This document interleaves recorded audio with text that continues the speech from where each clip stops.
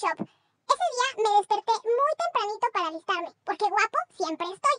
Apenas llegué y yo ya sabía que sería un gran día. Me recibieron con regalos y treats deliciosos.